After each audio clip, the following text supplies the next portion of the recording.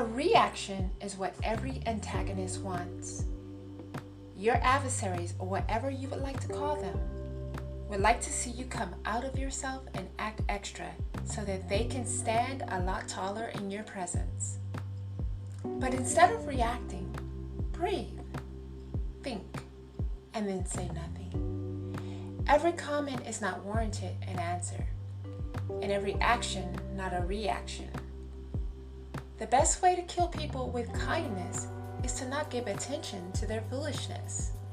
Take heed to what they say to you, but give it no authority. Always have every ace in your hand ready to play, and never let your right hand know what your left hand is doing. You know, for years I struggled seriously with the habit of upsetting my spirit for situations, things, and people who were either wasting my time or talents. Until one day, one of my mentors pulled the bottom of the hem of my skirt and said, "Ray, are you really giving that any allegiance? You are a queen.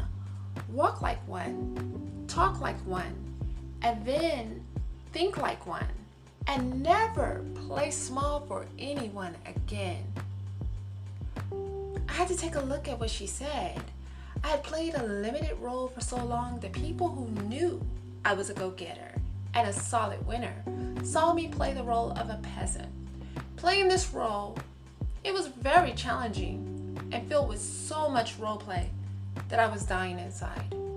So here is what I did, and you can find your own ritual of bringing your kingdomship back to life.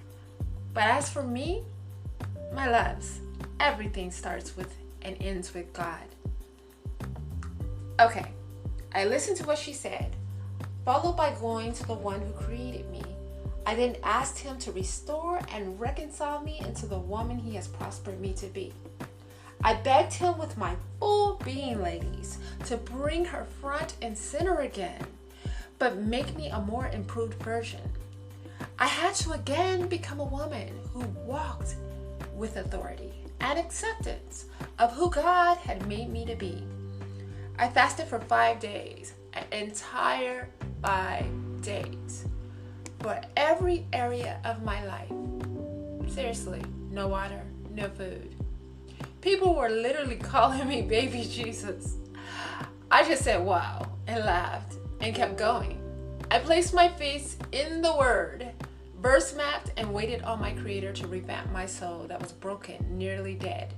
Listen, I absolutely had a "can these dry bones live" moment, Lord. I then took inventory of my actions towards myself and others and all the events that occurred in my life, how I had contributed to each. I asked for forgiveness and amended a few broken relationships.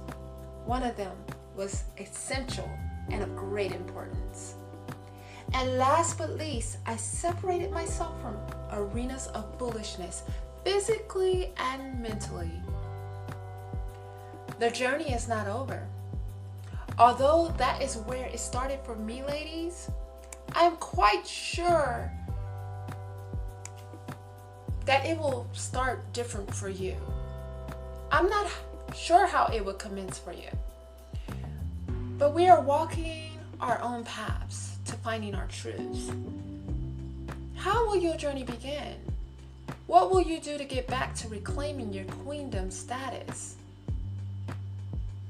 I want to know.